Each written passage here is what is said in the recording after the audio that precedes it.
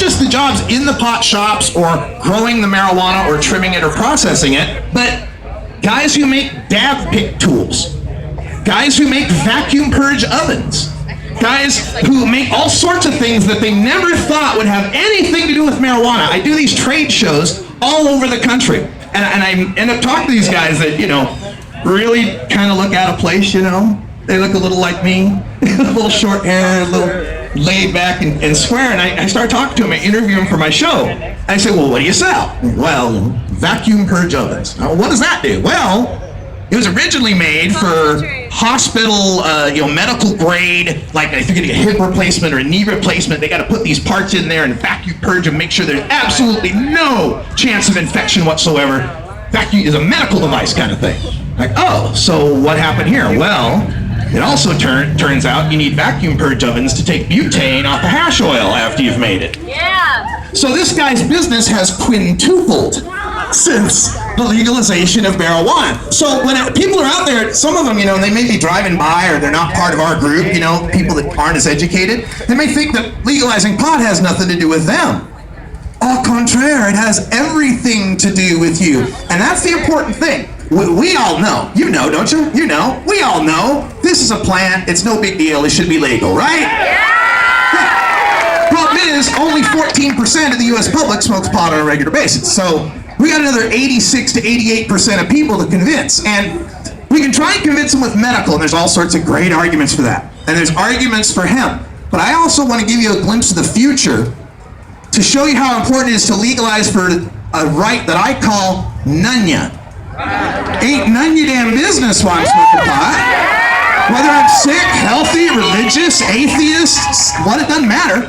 It's my right. The Constitution has something in it called the 9th Amendment that says the enumeration in this Constitution of certain rights is not meant to deny or disparage others that are retained by the people. I'll translate that from 18th century. We couldn't write all your rights down. You got a whole bunch of rights. We're not going to write, you have the right to breathe air. You have the right to kiss your wife. You have the right to eat a steak. We're not going to write them all down.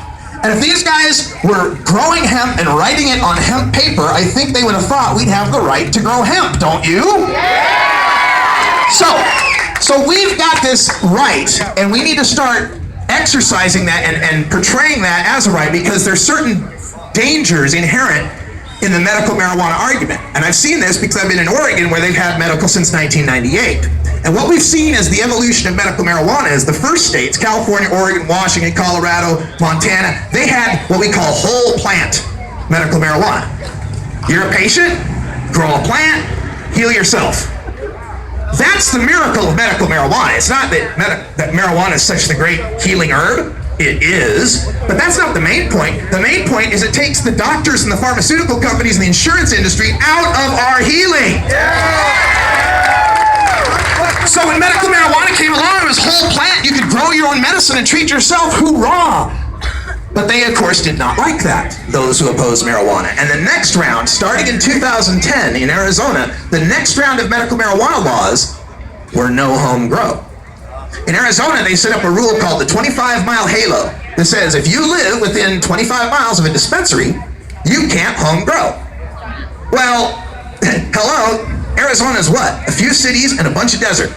So wherever someone's living, there's bound to be a dispensary, and you're bound to be within 25 miles of it. And it so happens that in the state of Arizona now, 97.2% of the patients live within 25 miles of a dispensary. Now that sucks for patients, but it's great for a dispensary owner. Great for a dispensary owner, ain't it? So that's been the laws that passed in Arizona and a few other eastern states where all of these can't grow it yourself, but you can shop at a dispensary. Well, hell, we wanted medical marijuana to get out of the pharmacy and out of the doctor and out of the middlemen. They're trying to bring the middlemen back in. And the latest round of these, starting in 2014 with Minnesota and New York, now most recently Pennsylvania, I can't even call them medical marijuana states because you cannot have plant. You can only have non-smokable varieties of cannabis. So now we're taking the whole plant out of it and making it yet another thing in a pill bottle, or another thing in a syrup bottle, or another thing in an inhaler that they can barcode and patent and overcharge us for. Do we want that?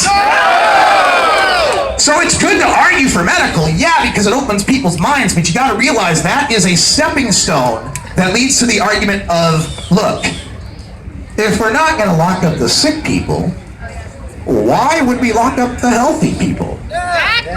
And here's the thing about medical marijuana laws. When you draw this line, when you make a medical marijuana law, you're drawing a line that says, above this line, if you're over this sick or over this disabled, we won't put you in a cage. But if you're under this line, sorry, Charlie, you're going to jail. And the problem is, somebody who deserves medical is always going to fall under that line. So we had the mama here, right? Mothers advocating medical marijuana for autism? Hell yeah. Pennsylvania, the 24th medical marijuana state, is the first to recognize autism as a condition for medical marijuana treatment. You can't get medical marijuana in Oregon for your kid for autism. It's not on our list yet. Well, the hell with these lists. Let's go with what works. I'm tired of these people telling us we need to have the FDA tell us that the drug is medicine before it's actually medicine. Do you stop and think about it? Every drug ever recalled was once approved by the FDA. Thalidomide and Vioxx and drugs that killed people. And we've got 7,000 years of documentable evidence that marijuana has not killed anyone by overdose.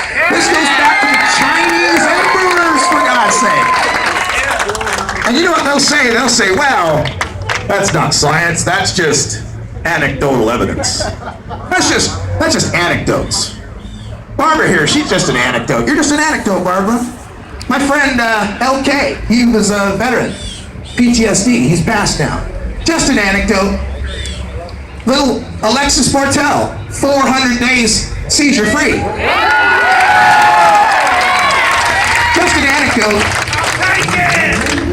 I'll tell you what, I'll take even one surviving anecdote over all of your delay in science any day. We don't need the FDA to tell us what we can see with our own damn two eyes.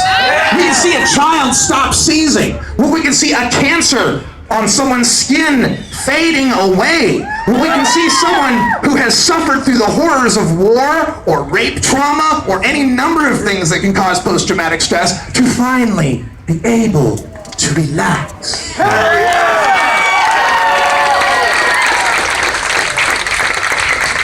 Part of our problem in fighting for this, though, is that the other side, they'll allow medical marijuana because there's a little moral game that's going on here.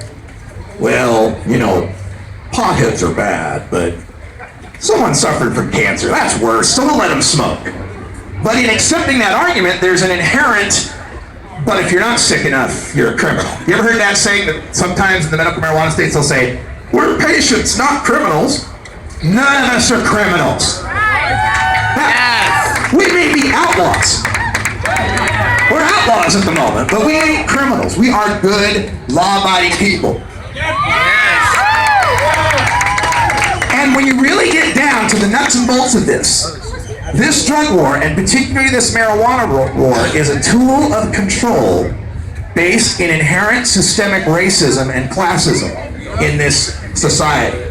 Just recently, there was an unearthed quote that was in Harper's Magazine, front page story, and it dates back to the Nixon era. Richard Nixon. No, he was not a crook. No, I'm not a crook, no. Tricky Dick Nixon.